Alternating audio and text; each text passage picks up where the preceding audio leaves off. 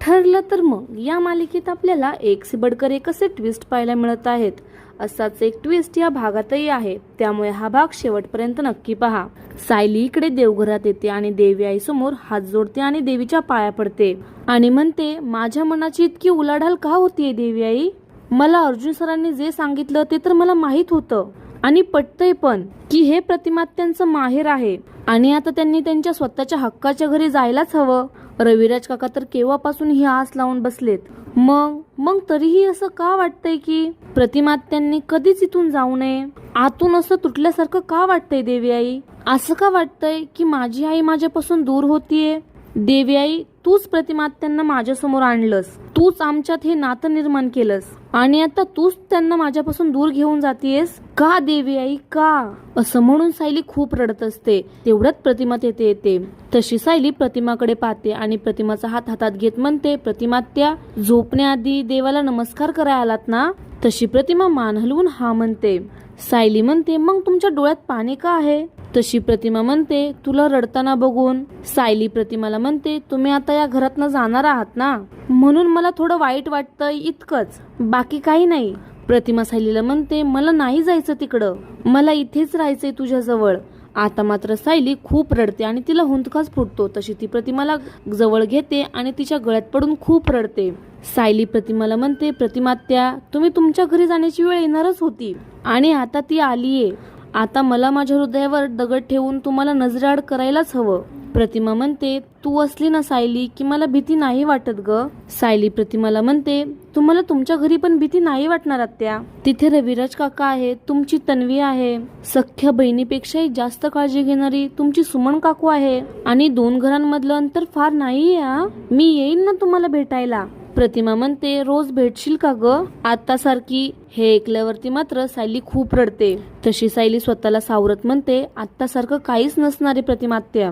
आता मला रोज सकाळी उठल्या उठल्या तुमचा चेहरा नाही दिसणार. तुमच्या नजरेत सगळ्यांबद्दलचे जे प्रेम आहे ना ते नाही दिसणार. तुम्ही जेव्हा माझ्या चेहऱ्यावरनं हात फिरवता ना तेव्हा असं वाटतं की यापुढे आता सगळं चांगलं होणार आहे. तो स्पर्श मी कुठून आणू प्रतिमात्या? असं म्हणून त्या दोघी खूप रडत असतात. इकडे रविराज त्याची पॅकिंग करत असतो आणि प्रियाला म्हणतो, सुमनला काय करू आणि काय नको असं झालं असेल.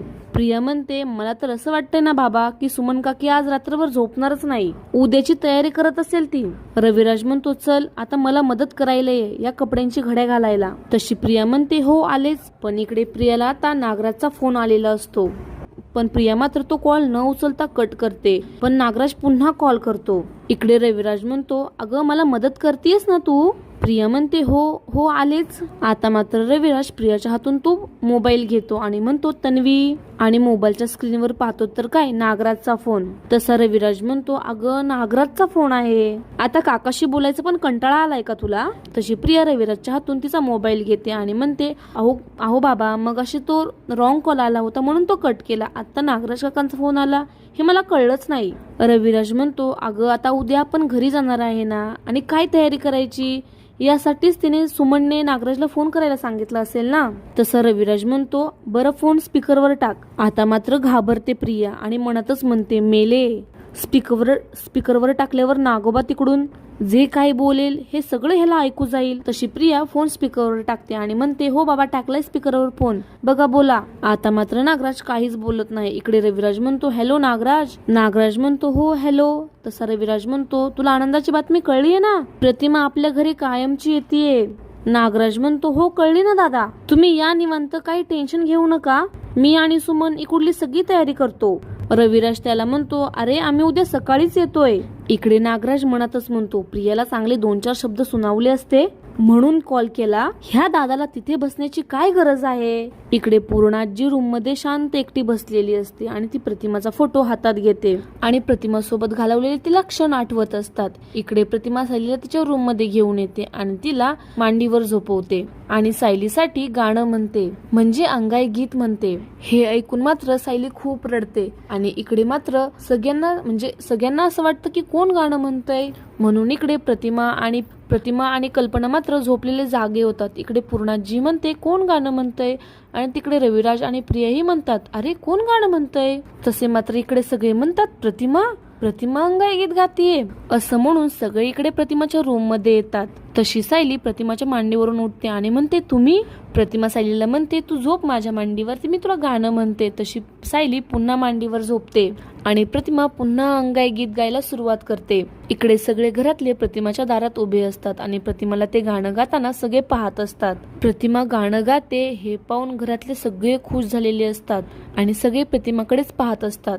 आता प्रतिमा एकदम शांत होते आणि ती गाणं म्हणायची बंद होते आणि तिला असं सगळं आठवत असतं की तिचा भूतकाळ, तिच्या समोरून एक मुलगी पळतीये आणि सायलीला सुद्धा असं आठवत असतं आणि तिच्या कानावर शब्द पडत असतात की आई मला झोप येत नाही, तू गाणं म्हण ना. इकडे सायली खूप अस्वस्थ झालेली असते आणि इकडे प्रतिमाला सुद्धा काहीतरी आठवत असतं आणि ती सुद्धा खूप अस्वस्थ झालेली असते. इकडे तन्वी मात्र खूप रागवलेली असते आणि ती आतमध्ये जायला निघते. तसं रविराज तन्वीला थांबवतो आणि म्हणतो, थांब तन्वी, मला तुझा राग कळतोय. तुझी आई तुला समजून न घेता सायलीला तिची मुलगी समजतीये. अरे बाळा, पण आपण चांगल्या गोष्टींकडे बघूयात ना. प्रतिमाला एक शब्द सुद्धा बोलता येत नाही नीट आणि ती सायलीसाठी इतकं छान अंगाई गीत गातीये. सायली आता इकडे प्रतिमाच्या मांडीवरच झोपी जाते.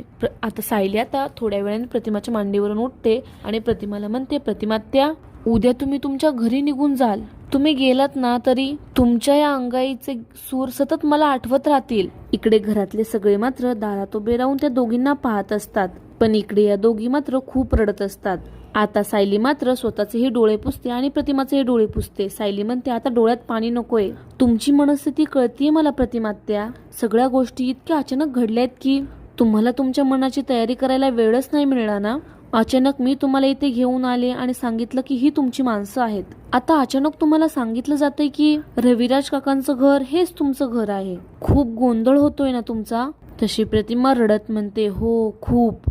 सायली प्रतिमाला म्हणते, पण प्रतिमात्या, तुमचा एक विश्वास आहे ना की आम्ही हे जे काही करतोय ते तुमच्या चांगल्यासाठीच आहे आणि म्हणूनच तुम्ही इतके दिवस आमच्या प्रयत्नांना साथ दिली, हो ना. तशी प्रतिमाही मान हलवते. सायली म्हणते, मग तशीच या वेळेलाही द्याल ना, जाल ना तुमच्या घरी. असं म्हणून सायली खूप रडते. इकडे प्रतिमाच्याही डोळ्यात पाणी आलेलं असतं आणि ती म्हणते, जाईल. प्रतिमाचे हे शब्द ऐकल्यावरती घरातले इकडे मात्र सगळे खुश झालेले असतात, पण इकडे सायली मात्र खूप रडत असते आणि ती तिच्या गळ्यातच पडते आणि खूप रडते. इकडे पूर्णाजी म्हणते, वा, हे असं नातं ना लाखात एक बघायला मिळतं. हा जो आत्ताचा क्षण आहे ना, हा या दोघींचा आहे. त्यांना एकत्र घालू द्यात. चला आपण जाऊयात. असं म्हणून ते सगळे तिथून निघून जातात, पण प्रिया मात्र तिथेच थांबते आणि त्या दोघींकडे बघत मनातच म्हणते, आज हवा तेवढा वेळ एकत्र घालवा, कारण एवढा वेळ तुम्हाला कधीच परत एकत्र मिळणार नाही. उद्या मी या माय लेकींची कायमची ताटातूट करणारच. असं म्हणून ती खोलीचं दार लावते आणि तिथून निघून जाते. आता पुढच्या भागात पाहूया. सायलीला इकडे नोटीस आलेली असते आणि ती नोटीस वाचून सायली मात्र बेशुद्धच पडते. तसं अर्जुन तिला उचलून सोफ्यावर आणून झोपवतो. त्या नोटीसमध्ये नक्की काय लिहिलं असेल आणि ज्यामुळे सायलीची अवस्था अशी झाली हे आपल्याला येणाऱ्या पुढच्या भागातच कळेल. असेच नवनवीन ट्विस्ट पाहण्यासाठी आपल्या चॅनलला सबस्क्राईब नक्की करा. हा भाग पूर्ण पाहिल्याबद्दल धन्यवाद.